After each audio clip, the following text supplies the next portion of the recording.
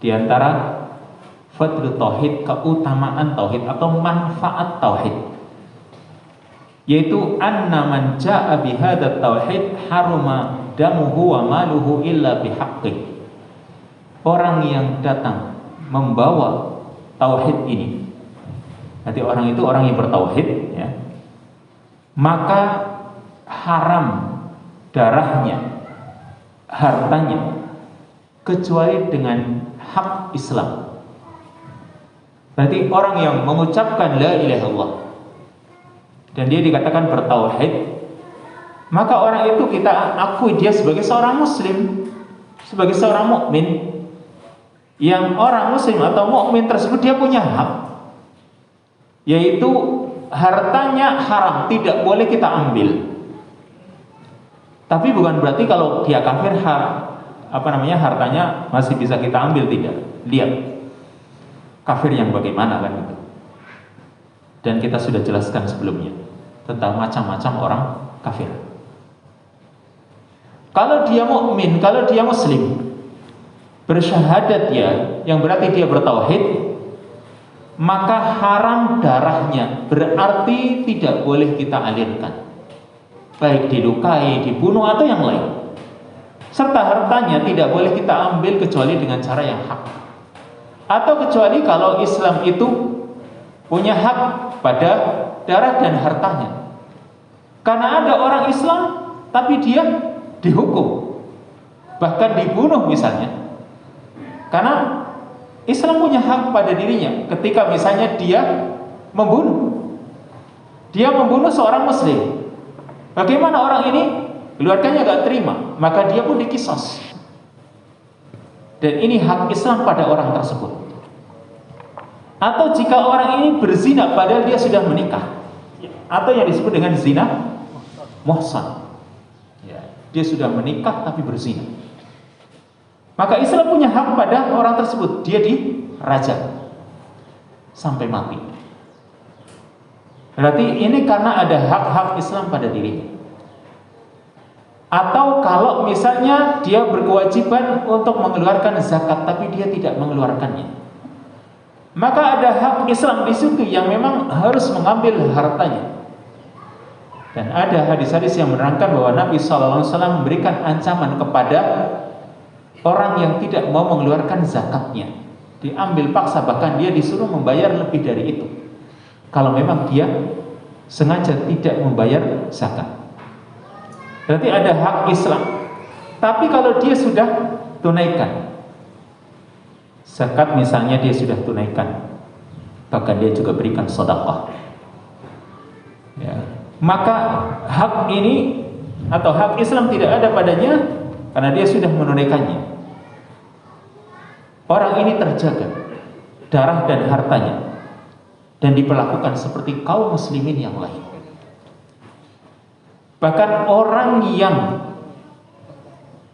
dia itu tidak mengucapkan la ilaha illallah alias dia masih kafir, tapi kalau dia ingin hidup di tengah-tengah kaum muslimin, dia juga diperlakukan seperti kaum muslimin, cuma dia harus membayar dia harus membayar doribah atau pajak. Ada pajak bagi mereka kalau dia ingin hidup di tengah-tengah kaum muslimin. Makanya sekalipun seorang muslim pun ada kewajiban dia untuk mengeluarkan zakatnya dan lain sebagainya, supaya terjaga darah dan hartanya tersebut. Apalagi kalau dia sudah mengucapkan kalimat tauhid la ilaha illallah. Ini keutamaan tauhid yang kedua. Kalau dia menjadi manusia yang bertauhid, maka haram darahnya, haram hartanya. Yang dimaksud haram darahnya, berarti darahnya tidak boleh dialirkan, tidak boleh dilukai, tidak boleh dibunuh. Dan haram hartanya tidak boleh diambil, karena dia adalah seorang muslim.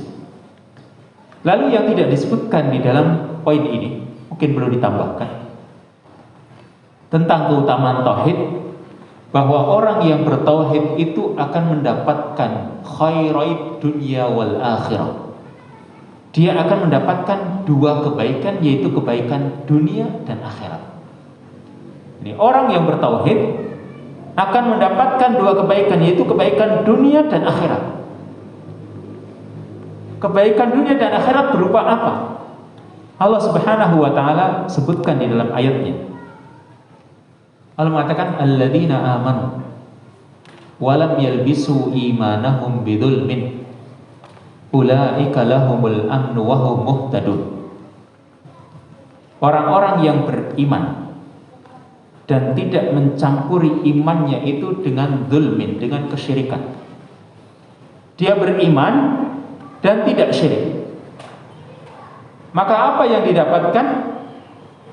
Maka dia akan mendapatkan dua kebaikan, yaitu lahumul amnu, akan mendapatkan rasa aman. Lalu yang kedua wahum muhtadun, akan mendapatkan hidayah, petunjuk. Penjelasan para ulama tentang ayat ini. Alladzina amanu wa lam yalbisu imanahum bidzulmin ulaika lahumul amnu wa hum muhtadun, akan mendapatkan rasa aman di akhirat dan petunjuk atau hidayah di dunia. Ini berarti kebaikan dunia akhirat. Di dunia akan mendapat petunjuk, di akhirat akan mendapatkan rasa aman. Dan dua perkara ini sangat dibutuhkan oleh manusia, khususnya oleh seorang muslim. Jika orang itu bertauhid, di dunia dia akan mendapatkan petunjuk. Makanya kalau kita sekarang berusaha mengkaji tauhid untuk meluruskan akidah kita yang mungkin selama ini banyak penyimpangan-penyimpangan, baik khurafat, takhayul, atau mungkin hal bid'ahnya yang menghancurkan tauhid kita. Karena masuknya takhayul atau khurafat kadang masuk ke hati kita dan ini membekas. Kadang ada rasa takut. Contohnya, ketika orang itu cuma kejatuhan cicak. Bayangkan mau pergi, kejatuhan cicak, dia lebih tertekan mending kejatuhan kelapa daripada kejatuhan cicak. Berarti karena khurafat yang masuk pada dirinya. Wah, nanti kalau saya kejatuhan cicak itu tanda bahaya. Mending kalau di jalan itu nabrak orang daripada nabrak kucing. Kalau nabrak orang dia nggak selamatan. Nabrak kucing selamatan dia. Berarti tauhid telah hancur, telah rusak dengan adanya khurafat yang masuk pada dirinya. Maka seorang muslim supaya tidak rusak tauhidnya, supaya tidak hancur akidahnya, maka dia harus menjaga tauhidnya itu dengan mendapat petunjuk dari Allah Subhanahu wa taala. Sehingga berbahagialah kalau seorang itu di dunia mendapat petunjuk dari Allah, mengenal oh ini yang hak, ini yang batil, ini yang sunnah, ini yang bukan sunnah atau yang disebut dengan bid'ah, ini yang syirik dan ini yang tauhid. Dia bisa membedakannya, maka ini nikmat yang besar berupa petunjuk di dunia ini. Apalagi dengan banyaknya firaq yang ada di kalangan kaum muslimin. Firqah-firqah yang banyak, kelompok-kelompok yang banyak, yang orang kadang bingung yang benar yang mana. Maka di sini ketika orang bingung yang benar yang mana sih sebenarnya, kenapa? Semuanya mengaku benar. Tentunya untuk membedakan mana yang benar, yang mana yang salah, mana yang hak dan mana yang batil, orang itu butuh petunjuk dari Allah Subhanahu wa taala. Dan caranya bagaimana supaya orang itu mendapatkan petunjuk dari Allah? Orang itu beriman dan tidak campuri imannya dengan kesyirikan. Dia dapat petunjuk di dunia ini, sehingga dia bisa membedakan, oh ini kelompok yang salah, sisi kesalahannya di sini. Dia bisa mengetahui. Walaupun mungkin dari sisi yang lain dia takjub. Ya, satu kelompok misalnya di antara kelompok kaum muslimin yang dengan semangatnya untuk berdakwah, untuk beribadah misalnya, mereka luar biasa. Tapi ternyata dari sisi akidah rusak bisa saja. Sehingga kita tahu, oh, sisi kelemahannya di sini. Ini namanya hidayah di dunia, petunjuk di dunia yang dibutuhkan oleh seorang mukmin. Kalau dia beriman, tidak mencampuri imannya dengan syirik. Kalau dia beriman dan tidak terkotori dengan kesyirikan, lahumul amnu. Yang kedua, dia mendapatkan rasa aman. Di mana? Di akhirat. Di samping petunjuk di dunia, dia juga mendapatkan rasa aman di akhirat. Ini manfaat yang kedua. Dia mendapatkan rasa aman di akhirat, di mana akhirat itu butuh keamanan. Artinya orang membutuhkan rasa aman betul nanti di akhirat. Yang namanya perjalanan akhirat itu sangat panjang. Mulai dari hisab, mulai dari mahsyar. Orang dikumpulkan di padang mahsyar itu luar biasa lamanya. Ya, di padang mahsyar kemudian diberi kitab catatan. Setelah diberi kitab catatan, dihisab, ditanya semua yang ada dalam kitab catatannya. Setelah itu ditimbang. Setelah ditimbang harus melewati sirat. Setelah melewati sirat, dia tidak langsung ke surga, harus berhenti dulu di kantor. Perjalanannya panjang dan sangat lama. Yang Allah katakan di dalam ayat, fi yaumin kana miqdaruhu khamsina alfasana. Dalam sehari yang miqdar ukurannya kira-kira waktu itu adalah khamsina alfasana. Ada 50.000 tahun. Ini perjalanan akhirat.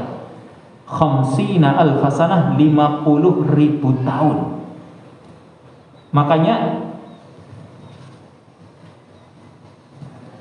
perjalanan 50.000 tahun ini orang membutuhkan rasa aman. Karena semuanya menakutkan, mengerikan. Apalagi hisab yang sangat panjang.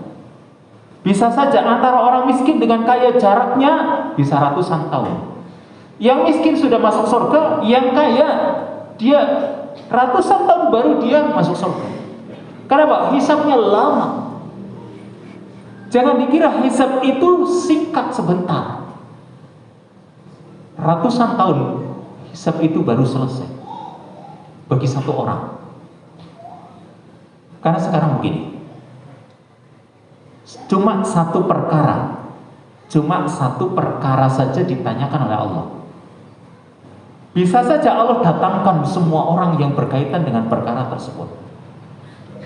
Misal di sini saya menyampaikan taklim di sini.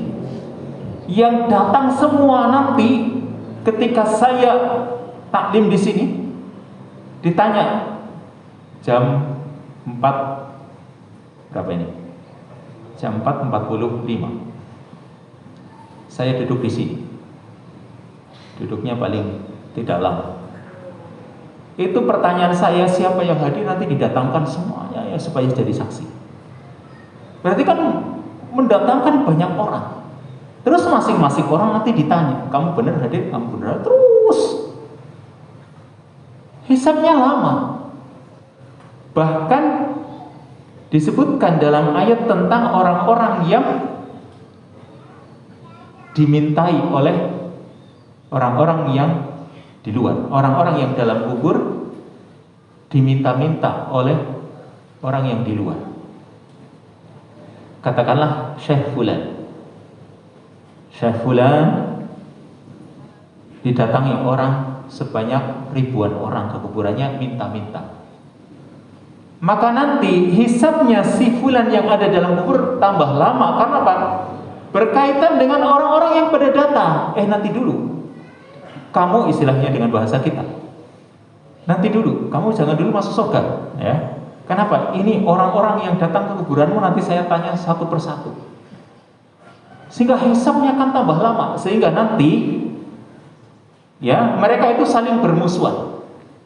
Antara orang yang meminta yang disebutkan oleh Allah Subhanahu wa taala dalam ayatnya, kanu lahum a'daan wa kanu bi'ibadatihim kafirin.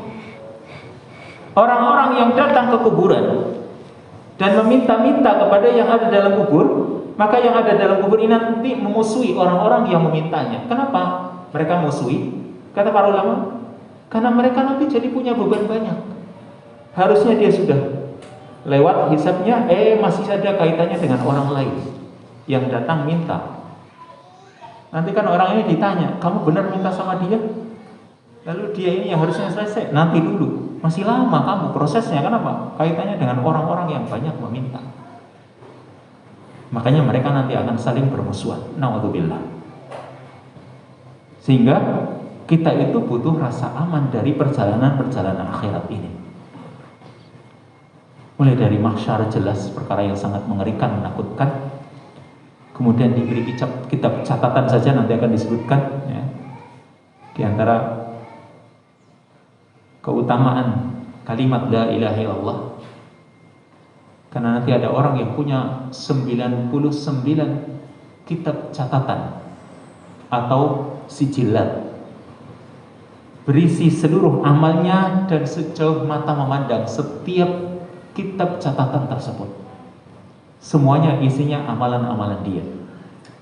Berarti hisabnya nanti akan semakin lama. Dibutuhkan dua hal di sini. Rasa aman di akhirat dan petunjuk di dunia. Siapa yang mendapatkan? Orang yang beriman dan tidak syirik. Orang yang beriman dan tidak mencampuri imannya dengan kesyirikan. Makanya kita berusaha jaga iman kita atau jaga tauhid kita, jangan sampai goyah karena kesyirikan masuk. Dan juga perlu kita kenali yang namanya syirik, supaya kita tidak terjerumus ke dalam kesyirikan tersebut.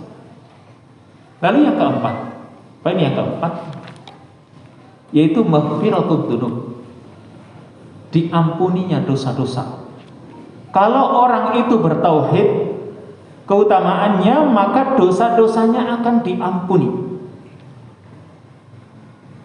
Sebesar apapun dosa itu, yang Allah sebutkan dalam hadis qudsi. Allah Ta'ala berfirman, ya ibna Adam, lau ataitani biqurabil ardi khataya thumma laqitani la tusyriku bi syai'an la ataituka biqurabiha maghfirah. Wahai anak Adam, wahai manusia, andai kata kamu datang menemuiku dengan membawa dosa sepenuh bumi, ya, biqurabil ardi khataya, membawa sepenuh bumi berupa dosa, kesalahan. Kemudian kamu berjumpa denganku tidak menyekutukanku, berarti dosa segede bumi itu tidak ada kesyirikannya. Ya, berjumpa denganku tapi tidak menyekutukanku dengan apapun. Dosa sepenuh bumi tapi dosa itu gak ada kesyirikannya. Berarti masih terjaga tauhidnya. Apa yang terjadi? La ataituka biqurabiha maghfirah, kata Allah, sungguh aku akan datang menemui dengan membawa sepenuh bumi pula berupa ampunan. Ya. Dosanya segede bumi, walaupun bisa saja orang dosanya segede bumi. Misalnya karena dosa itu menjadi dosa warisan, diamalkan oleh yang lain, atau mungkin karena tersebar. Dan hati-hati, zaman sekarang medsos itu bahaya kalau dia sampai menebar dosa, dan dosa itu menyebar ke seluruh penjuru dunia ini, sehingga dosanya bisa segede bumi.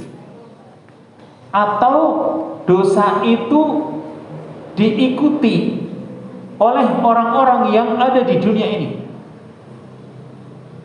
seperti misalnya ibnai Adam, dua anaknya Adam yang satu membunuh yang lain. Dosanya apa? Membunuh saudaranya. Ada yang mengatakan si Qabil membunuh Habil, tapi yang jelas dalam ayat ibnai Adam, kedua anak Adam, salah satunya membunuh yang lain hanya karena permasalahan apa kira-kira?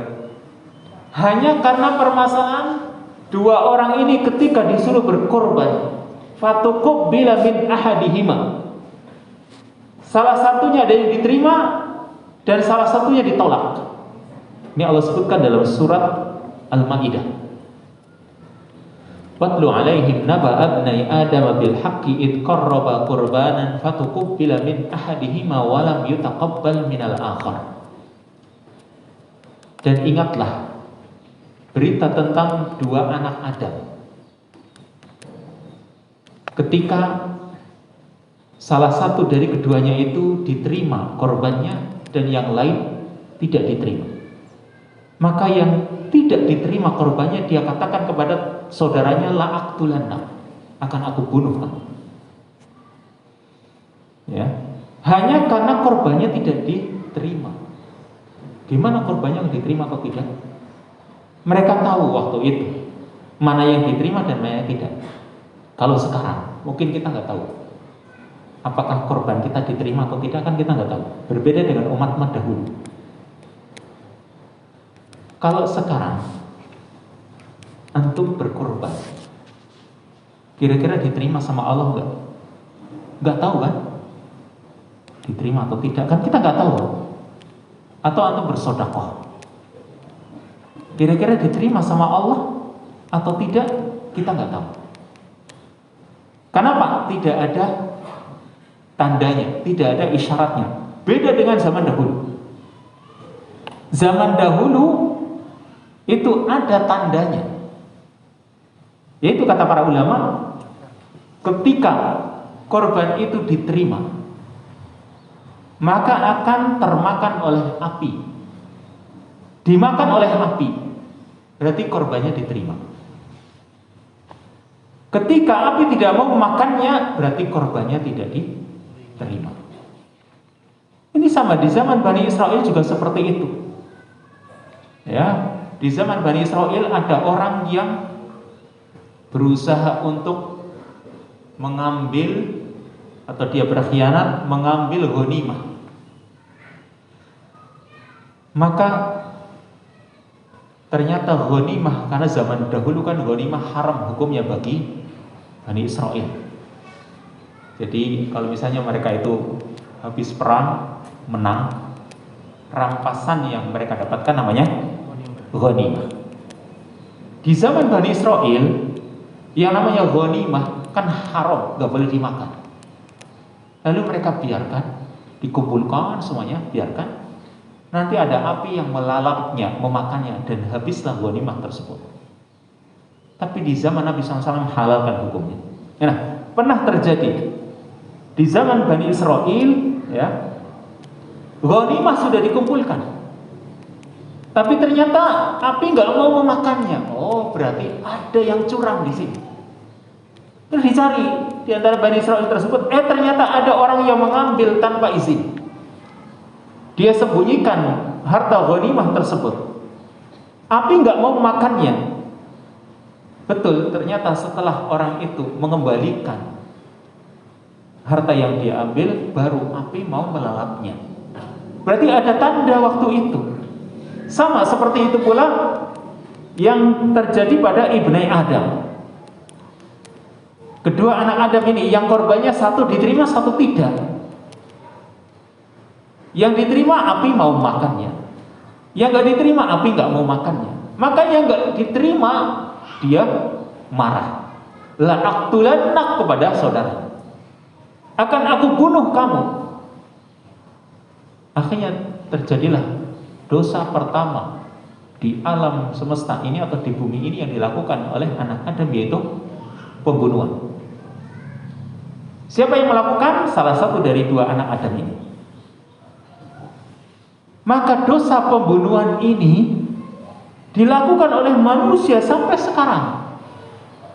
Yang pertama kali melakukannya, dia akan menanggung dosa semua yang melakukannya. Ya, karena dia yang pertama kali melakukan, dia yang memberikan contoh.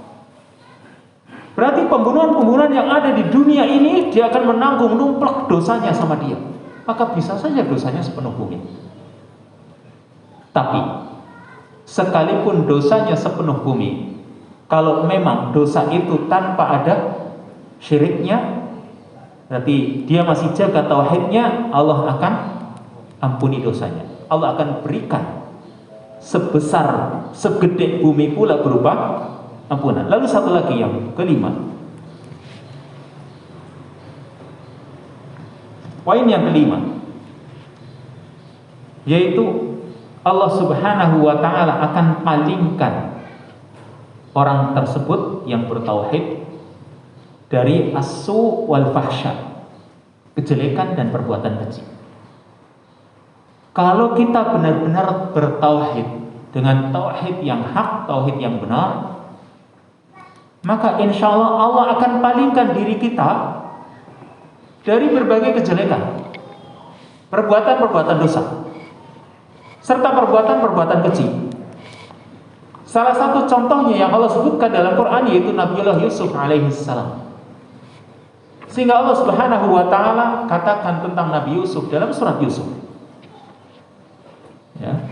Allah Subhanahu wa ta'ala katakan tentang Nabi Yusuf, kadzalika linasrifa anhu as-su'a wal fahsya innahu min ibadinal mukhlasin. Demikianlah kami palingkan darinya as-su', kejelekan, wal fahsya, dan perbuatan keji. Nabi Yusuf tidak jadi melakukan perbuatan zina. Padahal untuk melakukan perbuatan zina bagi Nabi Yusuf sangat mudah. Kalau orang imannya itu tidak seperti Nabi Yusuf, kayaknya lebih memilih berzina. Kenapa? Pintu-pintu perzinaan ini sangat terbuka lebar. Yang pertama, Nabi Yusuf itu seorang budak. Dan kalau dia budak, andai kata dia berzina, paling hukumannya setengah. Tidak seperti orang merdeka. Dia kondisinya budak, hukumannya ringan. Lalu yang kedua, dia bukan orang Mesir, bukan orang pribumi. Dia pendatang dari jauh. Dan orang kalau pendatang dari jauh, dia kan gak ada rasa malu. Coba antum suruh dagang di Purworejo, di tempat panjenengan hidup di situ dan asli situ. Kalau yang bukan jauh dagang, ya malu. Tapi coba merantau ke Jakarta atau kemana lah, suruh dagang cilok ya, mau. Kenapa? Santai saja, gak ada yang kenal saya lah. Nabi Yusuf juga sebenarnya kalau dia mau melakukan perzinahan, gak ada yang kenal sama dia. Kenapa? Gak ada orang yang kenal dia, bukan orang asli situ. Kalau berzina gak ada yang kenal, ya kan gak takut. Yang ketiga, yang mengajak berzina wanita itu sendiri. Dia gak diajak, dia gak mengajak, dia diajak. Yang mengajak siapa? Wanita itu sendiri. Dan orang kalau imannya gak kuat diajak, bukan ngajak. Diajak, jangankan diajak, ngajak malah. Ini diajak. Mengatakan yang dosa dia yang ngajak, kan gitu hakikatnya. Tapi dia punya tauhid, keikhlasan. Kemudian pintu rumah terkunci, nggak ada yang tahu. Ya, di dalam kamar cuma berdua. Rumah terkunci, nggak ada orang, nggak ada mata manusia yang melihat. Tapi Allah Subhanahu wa ta'ala jaga Nabi Yusuf alaihissalam karena dia adalah orang yang bertauhid. Allah palingkan dia dari perbuatan keji. Maka kita pun juga berusaha jaga Islam kita, jaga tauhid kita. Semoga nanti Allah pun menjaga kita dari perbuatan-perbuatan dosa. Karena dosa-dosa ini akan mungkin merusak tauhid, bisa juga membatalkan tauhid. Makanya jaga tauhid kita supaya kita tidak masuk dalam jurang-jurang maksiat atau jurang-jurang dosa yang akan merusak tauhid kita.